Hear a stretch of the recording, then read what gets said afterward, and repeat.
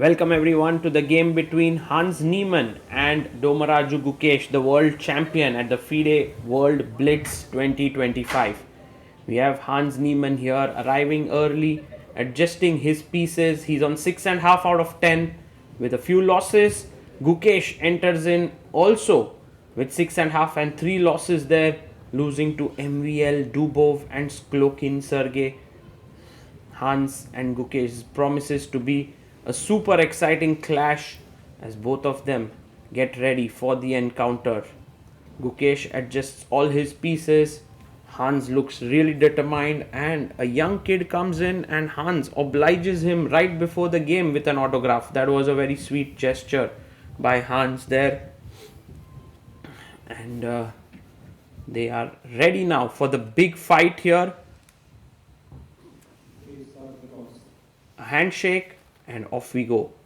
This, dear friends, is the ChessBase mobile app recap of the day. Get the all new ChessBase mobile app now. Pawn to e4, c5. We have the Sicilian. Knight to f3, knight c6, and bishop b5, the Rossolimo on the board.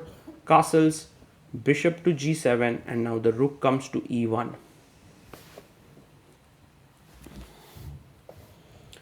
Gukesh has this well prepared. Hans goes e5 in the center. He's played this before against Ivan Cheparinov as recent as the FIDE Grand Swiss. Pawn to a4 played, and now he plays his queen to e7. Pawn comes up to a5. Gukesh trying to grab some space on the queen side. The knight comes out to f6, and now pawn to d3. Black castles.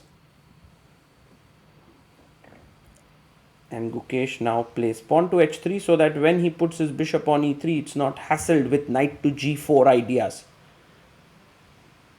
Hans Niemann now has to fix up a plan on how he would like to continue. He goes knight e8, a very common plan. Knight c7, knight e6, looking at these two squares. He goes knight to d2.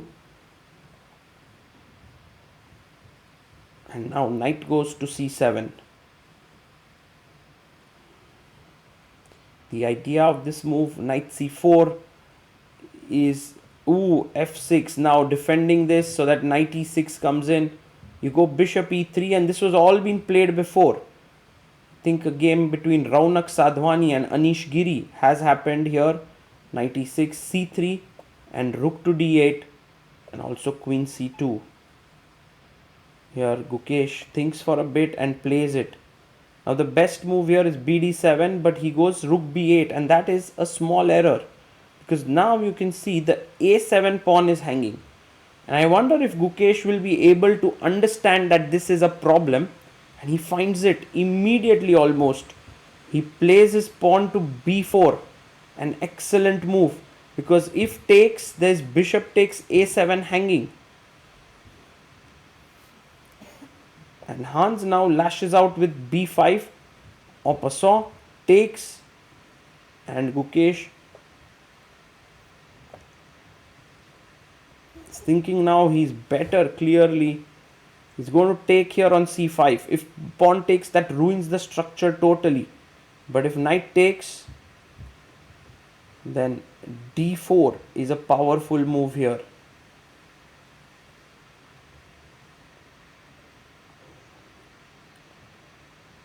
And he finds it. Pawn to d4. If takes, takes. Now the e4 pawn is a bit soft here in the center. And maybe Hans can go for it. Like for example, takes, takes. And now if you take queen e4, I have queen e4, knight e4, bishop f4, attacking the rook and the knight. So he goes back and keeps an eye on the d4 pawn. But just for a moment, look at this position. It's insane. d5. Gukesh is like, I'm not even going to think. I'm just going all in. Playing with my intuition here. Takes. Pawn takes. I just know that something's going to happen here on the e file. And I think Gukesh's intuition is 100% right. Bishop f4 is a great move here, and he finds it.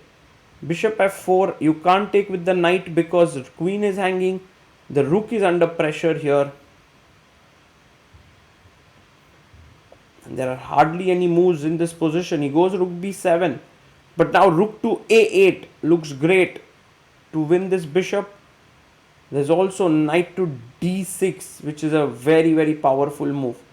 Because if rook takes, I can take, queen takes, and then the c8 bishop is hanging.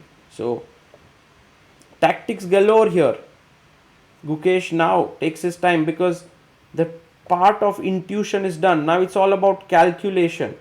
And you want to be as precise as possible. He finds the move knight d6. If rook to c7 here, then knight takes c8, attacks the queen and also the rook. So that doesn't work.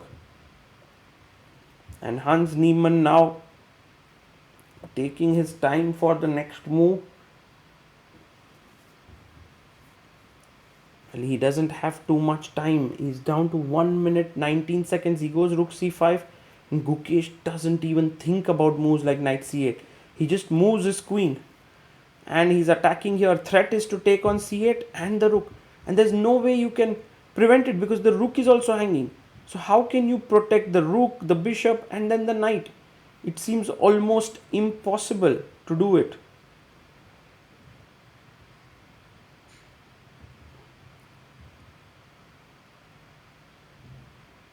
And Hans Niemann is almost lost here after just 25 moves.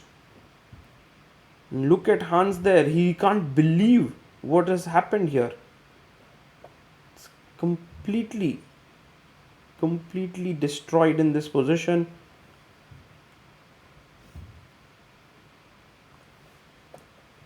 And he even is finding it difficult to make one move. He's down to 20 seconds on the clock. He's been thinking for a minute now. There's nothing more to do here. He could potentially resign here. He goes g5. And now Gukesh can take on c8 because it attacks the queen and then take on e6. And he calms himself down because there's so many possibilities. There's rook to a8. There's knight to d4 taking advantage of this pin. He goes bishop g3. Calmly brings his bishop back. Doesn't even flinch. And Hans is like, oh, the problem is still persistent. Rook c7. Takes on c8. Rook c8. And now you can take on e6. It's game over. Queen goes to f7 and well, you want to give rook e8 check, but right now it's not possible.